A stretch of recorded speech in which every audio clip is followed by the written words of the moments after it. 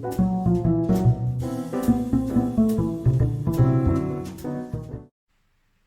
morning, everyone, and welcome to our first episode of Café Tapestry, where we'll be sitting down and enjoying a cup of coffee with some of the brightest minds in the social finance world. Today, on our very first episode, we will be joined by my very good friends, Warner and Ryan Collins-Swartz, who have just been appointed as the co-executive directors of Tapestry Community Capital. Hi, Mary. Hi, Ryan. How are you guys doing?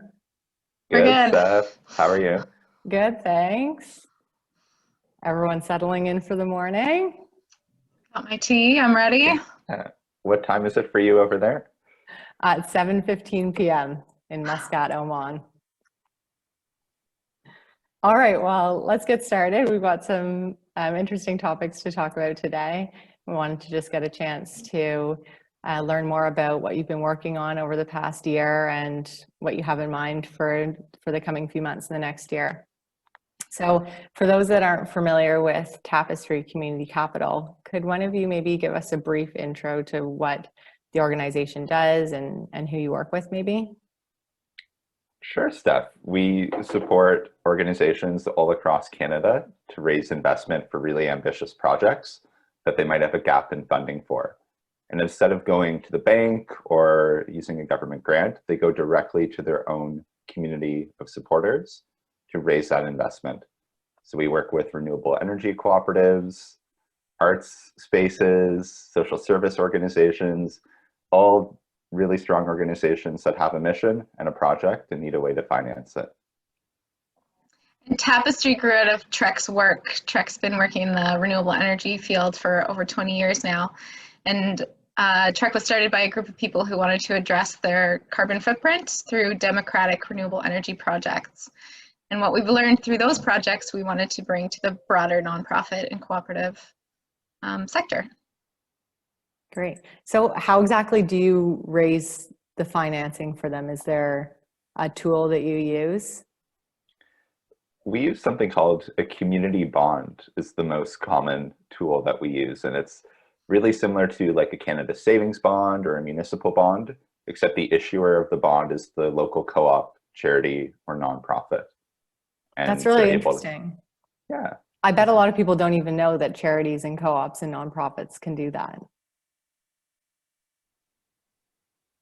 No. Every day I speak with someone new who's like, well, I've never heard of it, and we're going to have to educate our community about it. I'm going to have to educate my board about it, and then we're going to have to educate the rest of our team. So it is a lot of teaching and learning with communities. Great. So I read recently that you have raised supported in raising $18.3 million in the past year. So that was in 2020, right? Yeah, that was in 2020. A very big number. Can you tell us a little bit more about that money, how it was raised and what projects it's going to be invested into? Yeah, sure. So in 2020, we worked with 4 issuers.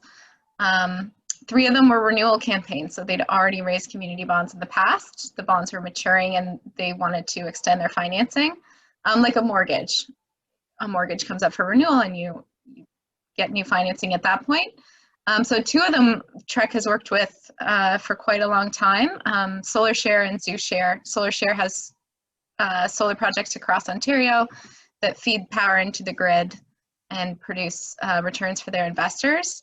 And ZooShare is building a biogas generator at the Toronto Zoo, and both of them, it's been really exciting over the years to watch them grow and watch them be able to expand their reach and build their projects. A lot of it financed through community bonds.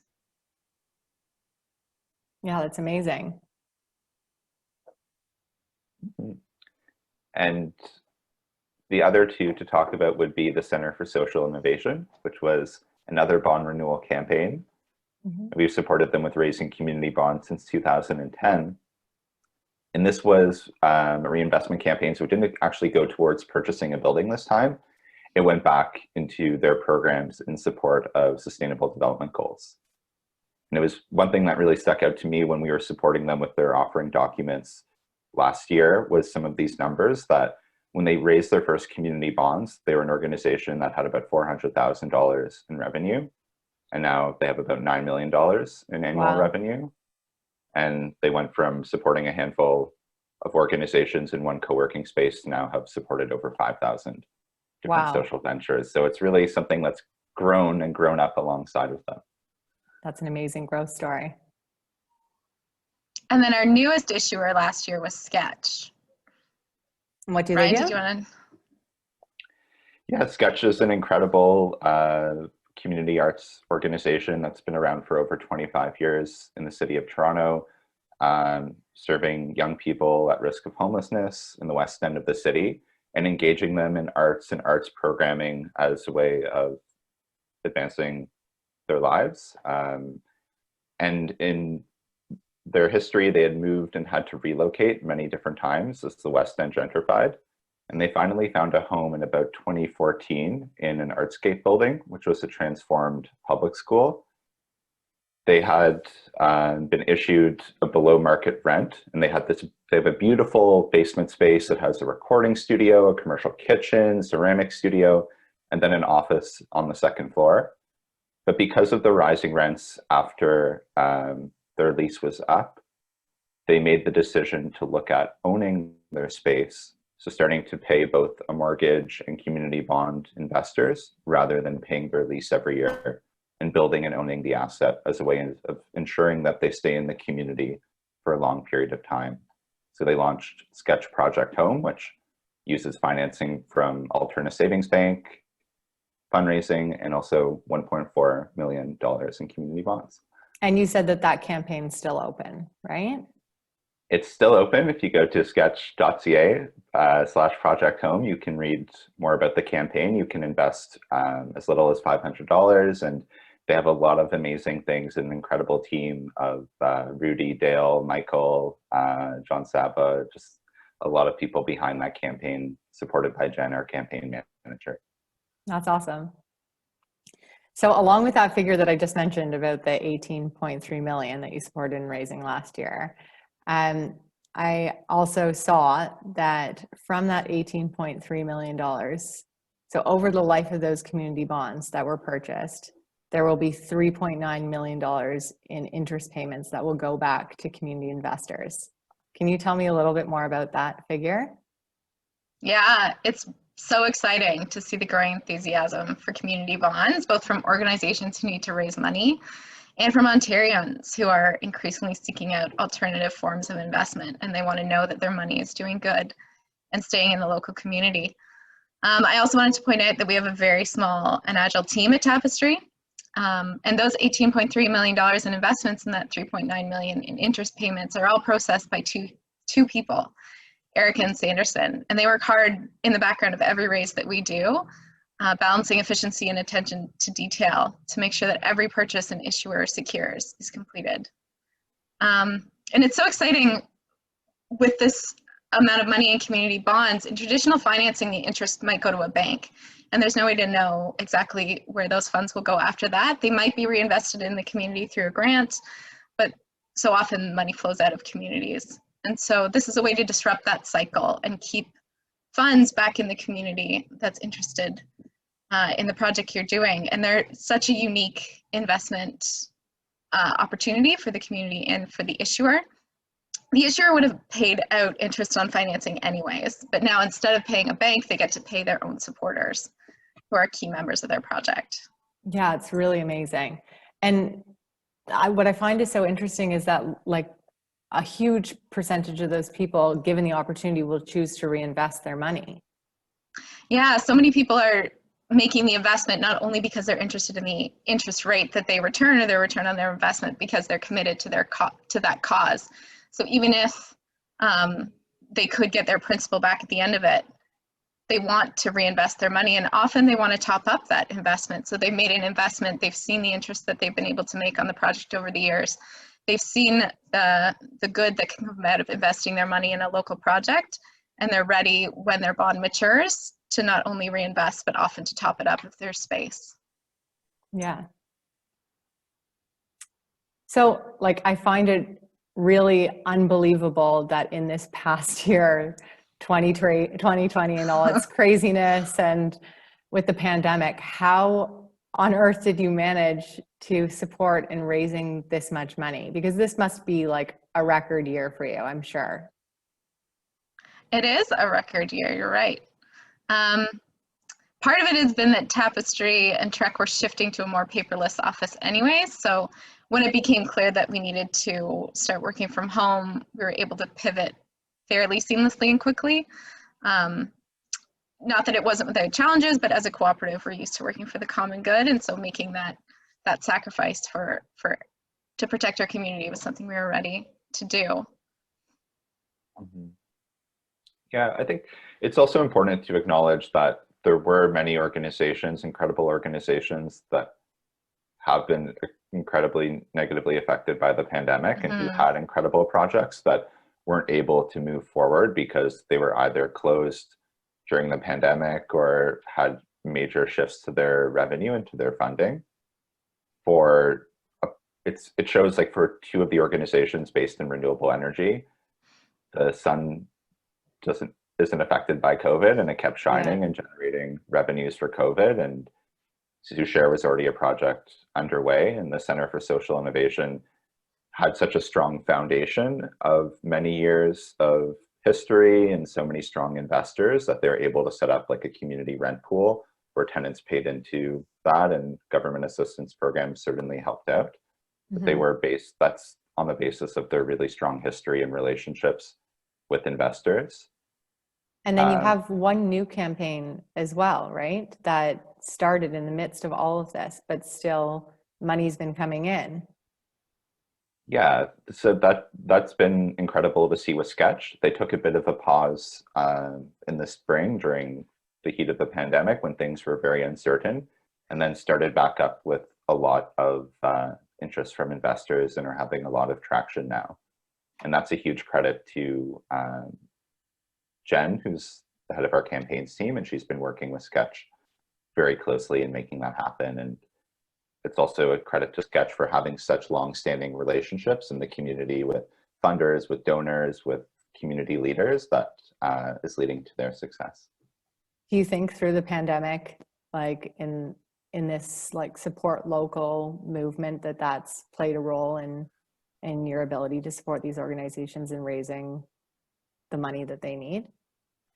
Well, the last time I walked to the Artscape building, I had to walk through Trinity Bellwoods Park, which is the site of one of the many homeless encampments in the city. And I think for a lot of people, there's a sense of wanting to support and be an ally, but there aren't it's not easy to find a direct way of making an impact. And where I can see the power of community bonds is for community members. It's a really accessible way of being an ally and becoming invested with a cause that's meaningful. And I can see in the COVID recovery for organizations to be able to offer community bond projects as investments, it's a way of really mobilizing communities to support the causes they care about. For sure. I guess that kind of leads into the next question that I wanted to ask you, which is, these are really trying times for a lot of Canadians, struggling to put food on the table and to make rent payments. And do you think that there's more space for social finance, and I guess specifically community bonds, to be supporting groups and strengthening our social welfare system? I think definitely. There's many projects and organizations that have seen much more demand during COVID, and also have that interest from the community to support their causes. So whether it's shifting developments in housing and other social infrastructure, or organizations that we've worked with in the past who've seen a hit to their operating revenue, but they're poised for recovery and are looking to take in a community bond on some future project is something that we're seeing. And have you found that, with the changing economic circumstances and, we're seeing record low interest rates now, is that affecting the work that you're doing? Like, are more organizations seeking out traditional financing because interest rates are so low? Mary, do you want to chat about this one? Sure. Interest rates are lower than they've ever been since we started working in community bonds, and community bonds typically the ones we've worked with offer a range of interest between, the 3 to 5% range. And before, that might have seemed competitive with a GIC you could have bought at the bank. So if you're looking to make a short-term investment, you could go with a GIC at the bank, or you could look into community bonds. But this past summer, with interest rates dropping so low, community bonds are suddenly quite competitive in the market. And offering a 3 to 5% interest rate is suddenly really attractive, not only to investors who are committed to your cause and interested in investing in it, but to investors who might just be looking for a good return on their investment in the short term and may become more interested in your cause in the longer term. So you would be finding it easier then to market these bonds to the public. Yeah. Suddenly the interest rate seems much more attractive. Mm-hmm. And current investors have been eager to purchase additional bonds, knowing they're doing good with their money, but also knowing that they're getting a secure return on their investment. Mm-hmm. And if banks are offering like lower rates, for example, for a mortgage, are you seeing now that that's a more realistic option for nonprofits, or are they still interested in bonds? They are still interested in bonds. There are challenges for nonprofits and co-ops getting a traditional mortgage from a bank. Often they can't get all the financing that they need going the traditional mortgage or loan route from a bank. And so community bonds play an important role in filling in that piece of the financing that they can't get from a financial institution. And also the groups that we work with are very committed to their own communities. And so even if they're offering a bit of a higher interest rate to their investors than they might be paying to a bank, they still want to make that commitment to help their local community and their supporters by paying that interest to them. Mm-hmm. Yeah, it makes me think also on the investor side, there have been some groups who've been really amazing at publicly sharing their own success with impact investing. So the Inspirit Foundation comes to mind, and they keep a blog to share the portfolio of their performance. And they saw great performance in 2020 just based on how much they've invested in the community and in impact investing.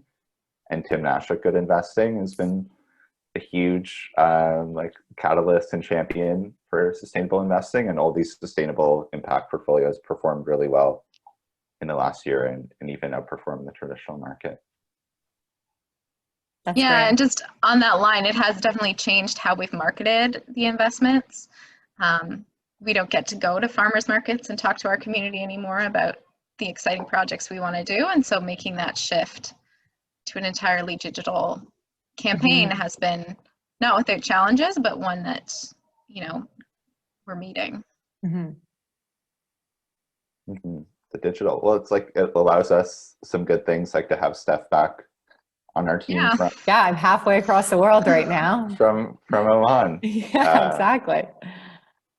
Like I remember when the pandemic hit and we would have the investor consultations. So there are community meetings where an issuer brings together their community to gain feedback and support for their campaign before it launches. And it was a huge concern that with COVID, how could something like this that used to be so personal and high touch exist Mm-hmm. over Zoom? But the feedback we've gotten from the virtual ones is people love it. They can do it from home. Suddenly they can bring in people from all over Ontario, where things used to be very, very GTA centric. And suddenly they can be so much more accessible, and people who might need, childcare to come to an event are suddenly able to do that from home. So with the less personal touch is coming a lot more accessibility of these campaigns as they move online. Yeah, that's amazing. See the bright side of it. Well, on that, I would love to end on a positive note. I was wondering if you could each maybe share what you're most excited about for this upcoming year with Tapestry, or what your big vision is, or maybe it's a small vision, but something that's really exciting you right now. Yeah, I can go first. Tapestry is working with several groups with big plans in 2021 in renewable energy and social housing, social services, in education, and in sustainability. And it's so exciting to work with groups that have such a passion for social change and for their community, and to feel like we play a small part in helping them achieve their goals. And so I'm really excited to see what they are able to do in the new year. Me too. Yeah.